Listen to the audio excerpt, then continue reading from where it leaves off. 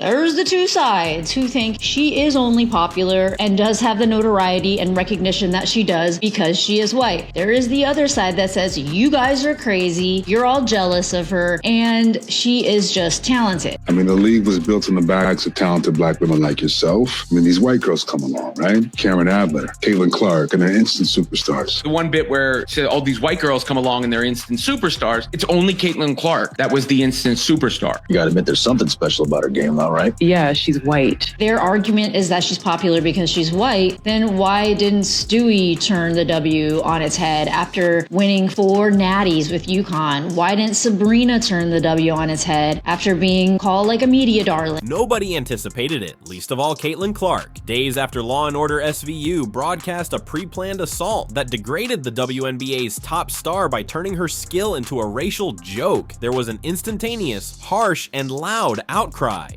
Here's what CaitlinClark could do. Y'all come at me like this, I'm not doing any interviews with you. Y'all keep coming at it with these dumbasses, Monica McNutt. I'm done with you. I'm not doing interviews with you. We'll go play in the Unrivaled League, and let's see which league gets going. And then let's see where the hell we're at. Your dumbasses at ESPN want to get up there and be racist as hell towards me. I don't participate in racism. Next time I hear that bull, we ain't playing in a game that you're televising. And the show has now apologized because the internet wasn't having it. Fans bombarded NBC with angry comments, and celebrities, athletes, and commentators criticized the broadcast for going too far.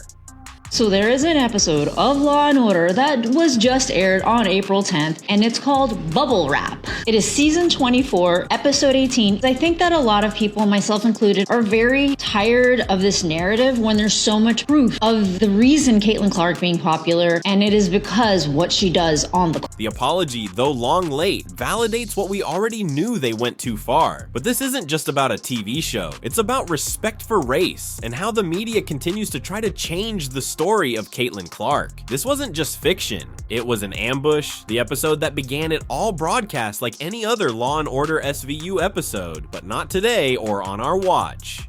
When's the last time you heard about Law & Order? That Law & Order scene cannot be written without CaitlinClark. That mention cannot happen without CaitlinClark, because you couldn't say it for Elena Delle Donne or Brianna Stewart or Sabrina Ionescu or Sue Bird or Paige Becker. However, this one had a twist that turned the courtroom drama on the show into a real-life controversy. In a scene that had nothing to do with sports, a conversation abruptly turned to the WNBA and took aim at CaitlinClark. Cameron Adler, a fictional character who was thinly veiled as Clark, was criticized as a white player who, like Caitlin, had allegedly become a star overnight at the expense of black athletes who had founded the league. CaitlinClark mentioned on Law & Order. You've been talking trash about her for a while, right? Saying that she was a joke, that you were going to kick her ass. Come on, man, it was just talk. Look, I get it. I mean, the league was built on the backs of talented black women like yourself. I mean, these white girls come along, right? Cameron Adler, CaitlinClark, and they're instant superstars. Everybody's saying they put the league on the map. And they're getting all the endorsements and sponsorships. Yeah, it's messed up. You gotta admit there's something special about her game, though, right? Yeah, she's white. But I hear you. Cam could play. I had a lot of respect for her.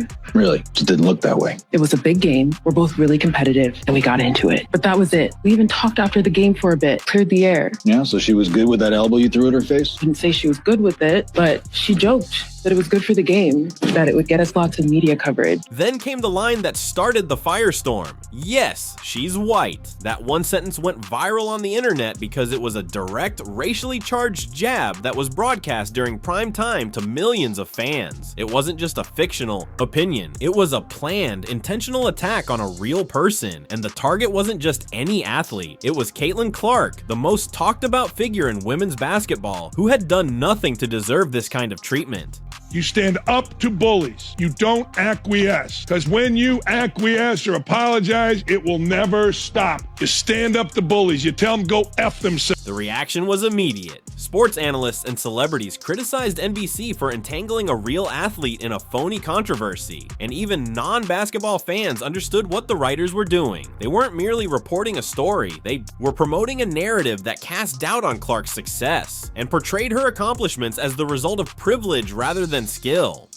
If it was because she was white, Sabrina Ionescu would have changed and brought the WNBA and turned it on its head, but she is not turning the W upside down on its head like CaitlinClark is. However, this is what the authors obviously didn't anticipate, because everyone knew deep down that this wasn't about race in the abstract, but rather about punishing someone for rising too high, too quickly, and too loudly. Everyone rallied around CaitlinClark, from NBA players to college coaches to regular fans. Here we go again. Why is CaitlinClark popular? People aren't spending 3 hours of their time to watch CaitlinClark play basketball because they're racially motivated. By the end of the week, the pressure on the BBC and Law & Order's creators was too great to ignore. In a rare and well-crafted explanation, Sivu admitted that the scene might have inadvertently mentioned actual people and apologized for any offense or misinterpretation, but the damage had already been done. They didn't specifically identify Caitlin, but everyone understood who they were referring to.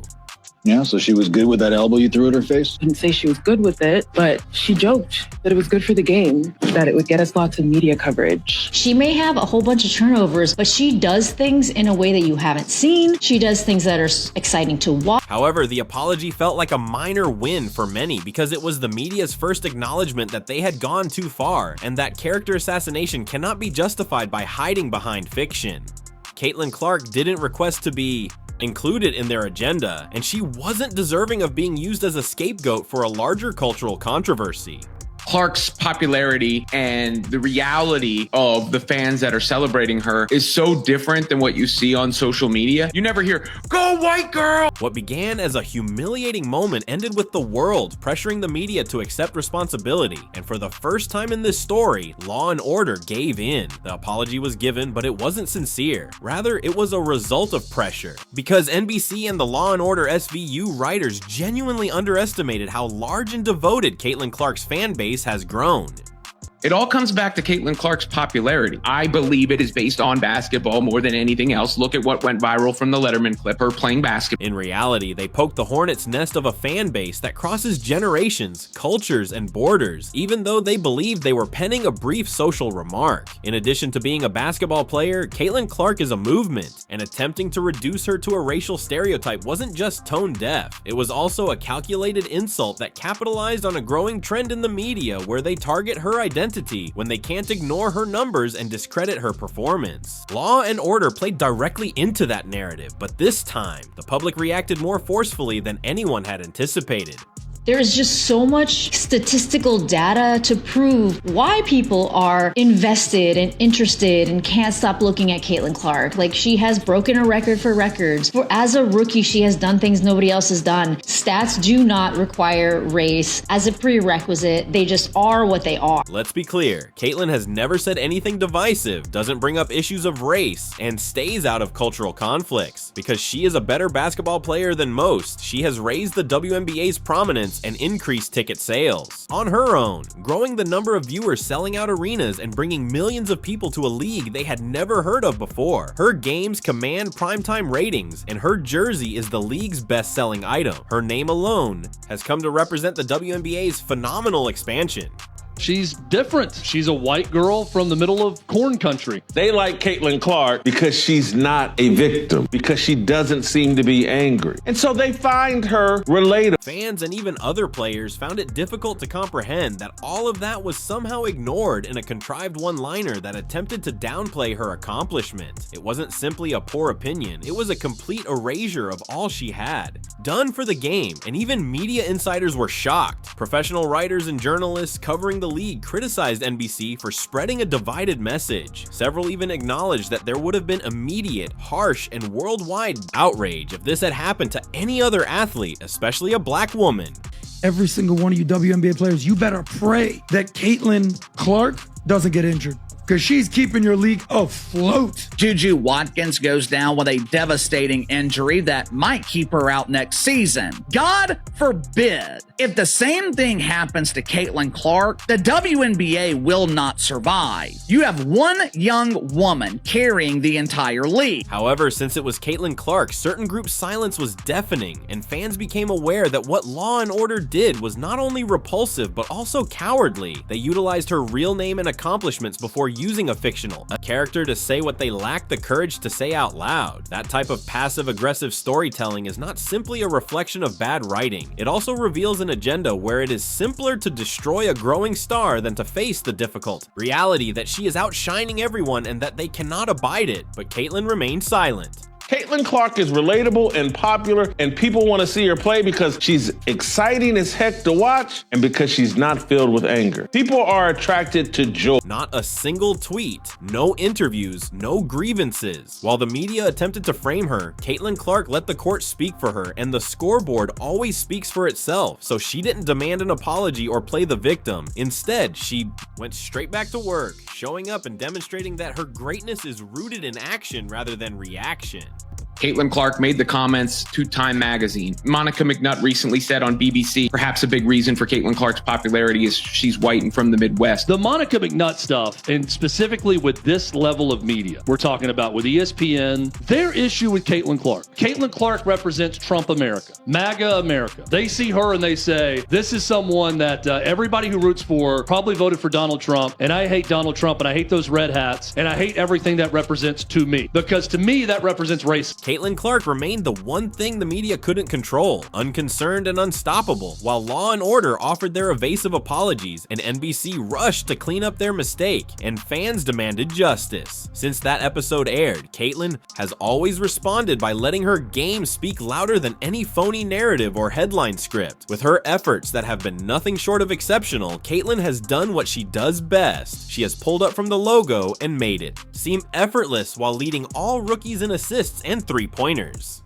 And CaitlinClark does have a further three-point range than even Steph Curry, and that is just kind of bonkers. Think about how popular Steph Curry is. CaitlinClark shoots farther away on average than he does. What most irritates her detractors is that she has participated in the league's most watched games, which have drawn millions of spectators due to her brilliance rather than controversy. She accomplishes it with grace, composure, and consistency. Rather than just dominating, every venue she plays in sells out, and every city she visits becomes a media event where she becomes famous without even trying. Whether some people like it or not, she represents the WNBA in addition to the Indiana Fever. And little girls said, hey, I can relate to CaitlinClark. She's like us. She has a boyfriend. There's a lot of parents that feel real comfortable taking their kids to a game. Moreover, since Caitlyn joined the league, attendance has increased by more than 48%. Sales of jerseys reached all-time highs. NBA apparel sales increased by more than 300%, while television viewership have doubled or even quadrupled in some games. When a network like NBC tries to say that Caitlyn's ascension is only a question of race, they are not only incorrect, but they are also disparaging every fan who came to watch and support her because of what she contributes to the game. No other player, not even league veterans, has driven statistics like this. Prevailing narrative that has been created around this season's WNBA play is that it's the league versus CaitlinClark, and that is just absolutely false. It is unfair to the women that have been there building this league to this moment so that CaitlinClark's popularity could take it to the next level. There's a method to this madness. When given a chance to talk about CaitlinClark, they're always going to racialize it and try to demonize CaitlinClark's fan base. Law & Order's attempt to use a single sentence with each three-pointer assist and sold-out crowd that followed, CaitlinClark demonstrated once more that skill, not narratives, wins games, and that her ascent cannot be attributed to a person's skin tone, fashion sense, or political stance. Former black players have decided, hey, we're going to hate on CaitlinClark constantly to elevate ourselves, but also trigger her fans so that they'll keep coming to games and rooting for her, and it's going to elevate the entire league. While detractors panic and networks apologize, Caitlyn continues to do what they can, making history in quiet and moving forward on her own terms. It's based on years of hard work, remarkable vision, and a competitive fire the league hasn't seen in decades. Number one revenue sport in America, what do you think it is? The NFL. How much you think they make? $17 billion. The NBA, a little over $11 billion. You guys are a $150 to $200 million company. You're operating at a loss every single year. You've never made money. It's called a zombie company. You're subsidized by the NBA. Although Law & Order has apologized, the damage and silence have already been done because what they attempted to pass off as fiction was actually a lazy racist jab at a woman who has done nothing but up the ante with every move she makes. However, they failed to realize that CaitlinClark doesn't crumble under pressure. Instead, she overcomes it. Who's going to be the next face of the NBA? We don't get to decide that. The marketplace decides that. The people have chosen CaitlinClark. They enjoy watching her play, her style, her energy, her shot. Whether it's because her game mirrors one of the greatest players in the NBA in Steph Curry or not, I don't know what it is. It's an intangible thing, right? Yes, we can say she's a dog. Okay, there's been other dogs. Okay, she's a great shooter. There's been other great shooters. She has it. She's got the thing. I remember when the WNBA started. I was thrilled. I was a fan. I couldn't believe it was an opportunity for me, a 5'2", 97-pound girl, to go play professional basketball. That wasn't going to happen for me, but the idea that it existed was special to me. And now she's offering that to not just little girls, but little boys as well. She's spread the fan base. So she responded with sold-out arenas, record-breaking statistics, and a performance that rendered naysayers obsolete rather than clapping back or demanding headlines. She's not playing with anger. She's not playing with a sense of entitlement. And yes, people find that relatable. She plays basketball, which is why she wins both on and off the court, so let the media apologize and try to preserve their image. Since the world is already watching and they have already selected their favorite, CaitlinClark doesn't require their approval.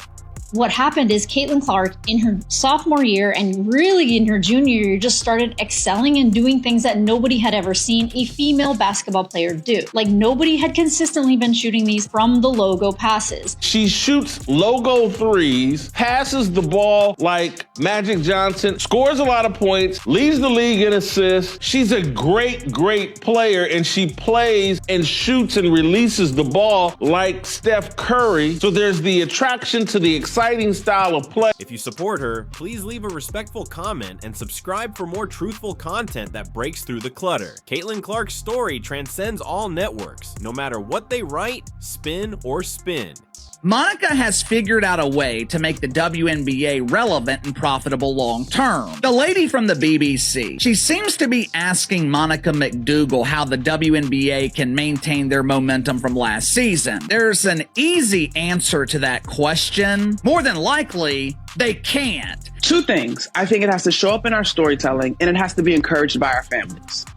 Yeah. To me, right? And so covering the WNBA this past season, CaitlinClark's rookie year, for all of the conversation that surrounded her, some which was fair and some which wasn't, the one thing that I cannot deny is the amount of little girls that were showing up to follow her. Little girls with their parents and the fervor and the energy there. Why her? Same thing. Why her? Well, I was just about to say same thing for Angel Reese when I had a chance to cover their games. But I think Caitlin represented, and again, some of this to me probably is not fair to her because it was not anything that she said or was truly based on her personality, but she was a white girl from the middle of America. And so she represented a whole lot to a lot of people, whether that is truly what she prescribed to or not. We can all say she is a dynamic basketball player and a force both on the court and the marketing sense.